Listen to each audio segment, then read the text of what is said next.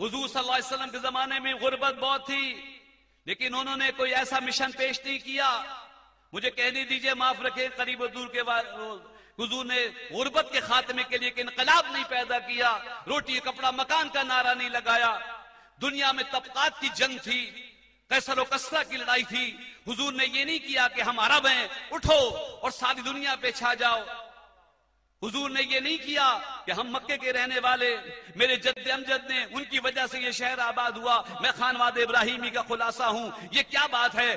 حج کرنے والے تو امیر آئیں، سونے کے بت چڑھائیں، تاجر آئیں اور چلے جائیں، اور ہم مکی، ہم ہاشمی، ہم قرشی، اللہ اکبر، خانواد ابراہیم کا خلاصہ، تین دن بھوکے رہیں. اٹھو ہاشمی، اٹھو، تلوار نکالو، لوٹ لو. اے پیارے حبیب، آپ فرما دیجئے وہ اللہ ایک ہے تو وہ کیا، وہ زمان و مکان کا نہیں ہے، یہ معرفت کا اشارہ ہے. آپ فرما دیجئے کہ آپ جس کو جانتے ہیں وہ وحدہ لا شریک معبود ہے، وہ ذات واجب الوجود یکتا ہے. قل هو اللہ احد اللہ الہ الا اللہ، یہی سب کچھ ہے.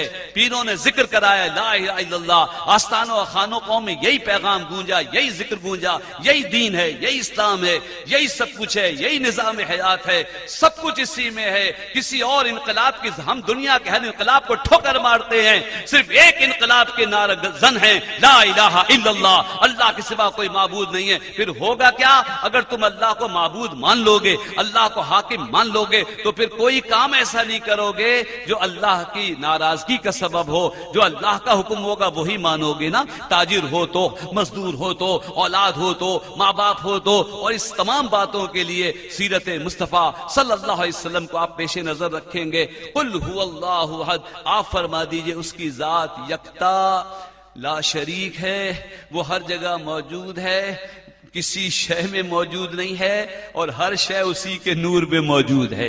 وہ احد ہے، وہ احد ہے، وحدت اس کی ہے تو کثرت کسی اور کی ہوگی؟ سب کچھ اسی کا ہے، سب کچھ اسی کا ہے. قل هو اللہ احد. اور جو یہ سورہ اخلاص یاد کر لے اور اس پہ یقین ہو، اس مسلمان کو کوئی مشرک کہے تو کتنا بڑا گناہگار ہوگا. ہمارے ہاں بہت شرک پھیل گیا ہے، ہماری یہ تبلیغ ہوتی رہی، یہ بیج بوئے گئے تو ایسے زہریلے پھل نکلے. اللہ اکبر، اللہ کے میرے سوا سب کافر ہیں. آخر اس کا مطلب کیا؟ جو سر پھرا دے انسان کا، ایسا خبط مذہب کیا. اور یہ کوئی زبان کا جھگڑا نہیں ہے، یہ کوئی لسانی جھگڑا نہیں ہے. اللہ اکبر، یہ جو سرحد میں جو کچھ ہو رہا ہے، ایک ہی زبان بولنے والے ہیں، لیکن فرق یہ ہے کہ کچھ لوگ خوش عقیدہ ہیں، اللہ والوں کو ماننے والے ہیں، اور کچھ لوگ بدعقیدہ نجدی تعلیم کے اثرات. اور یہی جو پھیلایا گیا ان لوگوں میں، سادہ لوگ ہیں نا، تھے اللہ اللہ کرتے تھے، لا الہ الا اللہ کی ضربے لگاتے تھے، اللہ اکبر، تو وہ اللہ کے ولی بن کے نکلتے تھے. یہ جو تقریریں ہماری ہیں نا، اس میں بھی ہمیں بڑی تنبیہ ملی ہے. اللہ اکبر. حضور غوث العظم نے فرمایا، جاتے ہو کتاب پڑھ کے جا کے تحقیق کر کے آ جاتے ہو. کتاب کھول، میں نے کتاب کھولی، حضور غوث پاک کا جملہ نکلا، اچھا کتاب کھولتے ہو، کتاب کھول کے کتاب پڑھ کے جا کے تحقیق کر کے آتے ہو. ارے ذکر سے دل کو نور کیوں نہیں بناتے کہ جیسے حالات ہوں ویسے کلام تمہارے منہ سے نکلے؟ اپنے دل کو آئینہ بناؤ. کتاب پڑھی، تحقیق کر دی، یہ مضمون پڑھا، وہاں جا کے سنا دیا، اس سے وہاں سنا، وہاں سنا دیا. یہ علم کی ایک جہت ہے، لیکن کہیں علم منتقل ہوتا ہے، کہیں محبت منتقل ہوتی ہے، کہیں عقیدت منتقل ہوتی ہے. اللہ اکبر. علم کی عظمت اپنی جگہ ہے، لیکن اگر تم دل کو صاف نہیں کرو گے، دل سے محبت نہیں کرو گے، تو تم سے محبت منتقل نہیں ہوگی. یہ خضر اسلام صاحب، یہ حضرت طاہر اویسی، یہ محمد مفتی عارف اویسی نے آ کے کیسا رنگ جما دیا. اس لیے کہ علم تو پہنچایا، محبت مصطفیٰ زیادہ پہنچائی، عقیدت کے چراغ زیادہ روشن کیے. تو یہ تبلیغ ہوتی رہی. یہ شرک ہے، وہ شرک ہے، میلاد منانا شرک ہے، اللہ فاتحہ درود عیسیٰ نظر و نیاز یہ شرک ہے. استغفر اللہ ربی من کل ذنب واتوب الیہ. قبروں کا بنانا شرک اس کو کہتے ہیں، اللہ کی ذات و صفات میں کسی کو شریک کرنا. اللہ اکبر، اللہ اکبر. اب آپ سمجھدار ہیں، قبر کے بنانے کو کون شرک کہہ سکتا ہے؟ نہیں، اس کی تعظیم کو کون شرک کہہ سکتا ہے؟ سلام دعا، سلام تو اللہ کو ہے ہی نہیں، سلام تو اس کی طرف سے آتا ہے. معراج کی شب حضور صلی اللہ علیہ وسلم عین دیدار الہی کے وقت، اللہ اکبر، حضور نے تھوڑی سلام کیا، حضور نے کمال کے الہام اسلامی الفاظ فرمائے التحیات للہ والصلوات الطیبات، میری زندگی، حاصل زندگی اے اللہ تیرے لیے ہے، میری پاکیزگیاں، میری محنتیں، مالی ہوں کہ عبادتیں ہوں، جو بھی ہے سب تیرے لیے۔ اللہ نے فرمایا السلام علیکہ ایھا النبی ورحمۃ اللہ وبرکاتہ۔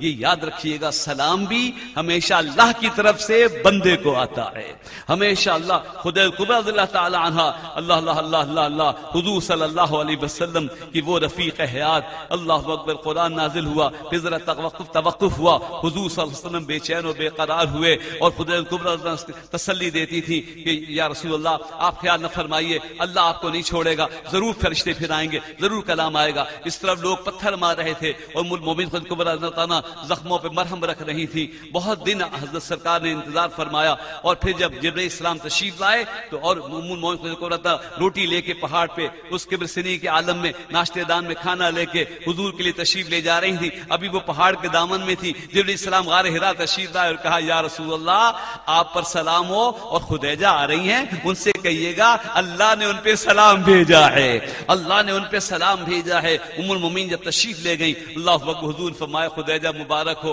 آج وہ فرشتے آئے تھے اور تمہیں مبارک ہو، میرے رب نے تم پہ سلام بھیجا ہے، میرے رب نے تم پہ سلام بھیجا ہے۔ تو حضور ام المومنین نے فوراً کہا سلام ہو یا رسول اللہ آپ پر، سلام ہو جبریل پر، اللہ اکبر اللہ اکبر۔ تو یہ جو قبر والوں کو سلام کرو یا مکان والوں کو سلام کرو، کتنے بھی ادب سے کھڑے ہو کے سلام کرو، کبھی شرک نہیں ہوگا کہ جب کوئی کسی پہ سلام بھیجتا ہے یہی شرک کی نفی ہو جاتی ہے کہ وہ معبود نہیں ہے، وہ بندہ ہے۔ اللہ کا سلام اس پر ہوتا ہے۔ یہ میلاد شریف کی میں بس سورہ اخلاص قل هو اللہ احد اللہ وحدہ لا شریک ہے، اللہ کی ذات یکتا، بلکہ سنی ترجمہ کرتے ہیں وہ ایک کی بجائے یہ کہنے کی بجائے کہ اللہ ایک ہے، اللہ ایک ہے، اللہ ایک ہے، اللہ ایک ہے، لیکن کیونکہ وہ تعدد سے پاک ہے، وہ گنتی سے پاک ہے، وہ ایسے ایک ہونے سے پاک ہے کہ اس سے پہلے صفر ہو، ایسے ایک ہونے سے پاک ہے کہ اس کے بعد کوئی ہو جائے، وہ ایک ہے، وہ یکتا ہے، اس جیسا کوئی نہیں ہے۔ قل هو اللہ احد اللہ الصمد، اللہ کی ذات بے نیاز ہے۔ جو فاتح نیاز کو شرک کہتے ہیں نا، ان کو معلوم ہونا چاہیے، جو کہتے ہیں نیاز حرام ہے، نیاز صرف اللہ کے لیے، نیاز صرف اللہ کے لیے، ان کے سامنے یہی صورت پڑھیے قل هو اللہ احد اللہ الصمد، اللہ کی ذات بے نیاز ہے، اللہ کی ذات بے نیاز ہے، بندہ نیاز مند ہے۔ اگر نیاز حرام ہو تو کوئی اپنے نام کے ساتھ نیازی لکھے؟ ایسی عقل یہ بے احمق ہے۔ ایک تو وہابی جو ہے نا وہ احمق ہے۔ اگر نیاز حرام ہو تو کوئی اپنے نام کے ساتھ نیازی لکھے؟ مولوی صاحب خود اپنا ٹرانسفر کرنا چاہتے ہیں، خطیب کو لکھتے ہیں حضرت نیو کراچی میں تو موسم بڑا گرم ہے اور خشک بھی ہے، مجھے بولٹر مارکیٹ بھیج دیجئے، کپڑا مارکیٹ کسی مسجد میں لگا دیجئے، اور نیچے دستخط کرتے وقت کیا لکھیں گے؟ آپ کا نیاز مند۔ آپ نیاز مند کیا مانے؟ آپ کا پہلے ہی ممنون ہوں، آپ کے پہلے مجھ پہ احسانات ہیں، اب بھی میں آپ کا شکر گزار ہوں۔ اللہ اکبر اللہ، اللہ کسی کا، اللہ بے نیاز ہے۔ ایک صاحب نے بڑا زور مارا تو ان کے ایک مولوی صاحب ہیں، تبلیغ کرتے ہیں، روتے رلاتے بہت ہیں، بڑی آواز میں ڈرامائی، طارق جمیل صاحب کو، ان سے جا کے پوچھا انہوں نے، حضرت ایک وہ مقرر ہے، وہ کہہ رہے ہیں اللہ الصمد، اللہ بے نیاز ہے، صمد کے معنی نہیں معلوم، صمد کے معنی بے نیاز کے، کہنے نہیں بھائی صمد کے معنی ہے غنی، اللہ غنی ہے۔ تو میں نے کہا پوچھو کہ غنی کے معنی کیا ہے؟ بھائی غنی بھی عربی ہے، لفظ بدل دیا، لفظ بدل دیا، اللہ اکبر، اللہ الصمد، اللہ بے نیاز ہے، اللہ بے نیاز ہے۔ نظر جو ہے وہ اللہ کے لیے کی جاتی ہے اور منت مانی جاتی ہے، اور جو آپ منت مانتے ہیں اسے پورا کرنا ہوتا ہے، پہلے وہ نفل ہوتی ہے۔ ایک بات یہ بھی سمجھ لیے کہ جو منت مانتے ہیں نا، کبھی حضور نے ایسی منت مانی؟ نئی نئی بدعتیں کرتے ہیں، فرض ہے، واجب ہے، سنت ہے۔ بہت ٹیکنیکل بات اس لیے رک کے کہہ رہا ہوں، اللہ اکبر۔ نیاز فرض نہیں ہوتی، فرض ہوتا کوئی کام فرض کرنا ہو، آپ یہ منت ماننے کہ میری نوکری لگے تو میں 60 آدمی کھلاؤں گا، یہ فرض نہیں ہے۔ میرا بیٹا ہو جائے میلاد کی محفل کروں گا، یہ فرض نہیں ہے۔ کوئی کام جو فرض ہوگا اسے تو ویسے ہی کرنا ہوگا، واجب نہیں ہے، سنت بھی نہیں ہے۔ حضور نے کبھی ایسی منت مانی؟ استغفر اللہ، الفاظ بھی بے ادبی کے ہو جائیں گے. کوئی بچہ منت ماننے کے امتحان میں پاس ہوں تو 20 رکعت نفل نماز پڑھوں گا. پہلے تو لوگ 100 رکعت پڑھ لیتے تھے، ابھی تو 20 رکعت بھی کسی کام کے لیے نہیں پڑھتے. اللہ اکبر. نماز پڑھنا ہی، میں نے تو کہا لا الہ الا اللہ کے معنی تو سمجھے.